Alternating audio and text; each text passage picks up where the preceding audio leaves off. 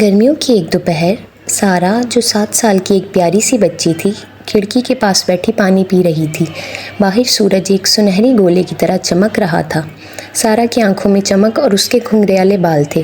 اچانک اس نے دیکھا کہ کچھ چڑیاں دھوپ میں اپنے پر پھیلائے چونچے کھولے اداس سی چہک رہی تھیں۔ ایک ننھی چڑیا کھڑکی کے پاس آ کر بیٹھی جیسے پانی کی تلاش میں ہو۔ سارا نے اپنی ماں سے پوچھا، امی یہ چڑیا اتنی پیاسی اور اداس کیوں ہے؟ ماں نے نرمی سے مسکرا کر کہا، آج بہت گرمی ہے اور پرندوں کے پاس نہ گلاس ہوتے ہیں نہ پانی کی بوتلیں، انہیں ہماری مدد کی ضرورت ہے۔ سارا کی آنکھیں حیرت سے بڑی ہو گئیں۔ کیا ہم ان کی مدد کر سکتے ہیں؟ مجھے مدد کرنی ہے، امی نے ایک چمکتا نیلا پیالہ لاتے ہوئے کہا۔ کیوں نہیں؟ ہم اس میں تازہ ٹھنڈا پانی ڈال کر باہر رکھ دیتے ہیں، پرندے آئیں گے، پئیں گے اور خوش ہوں گے۔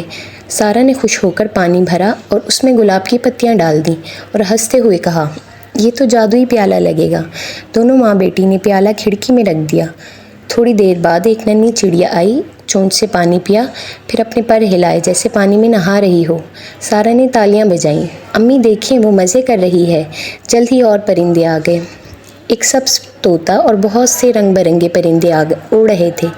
رات کو سارا نے خواب میں دیکھا کہ ایک روشنی سے گھرا ہوا منظر ہے اور ایک نرم سی آواز کہتی ہے، سارا تمہاری مہربانی اللہ کو بہت پسند آئی، جو چھوٹے مخلوق کا بھی خیال رکھے وہ میرے دل کے قریب ہوتا ہے۔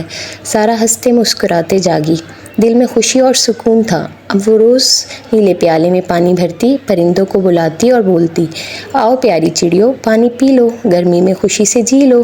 اور پرندے سارا اور اس کی ماں سے بہت خوش تھے کیونکہ ان کی محبت اور مہربانی نے انہیں ٹھنڈی پناہ گاہ دی تھی۔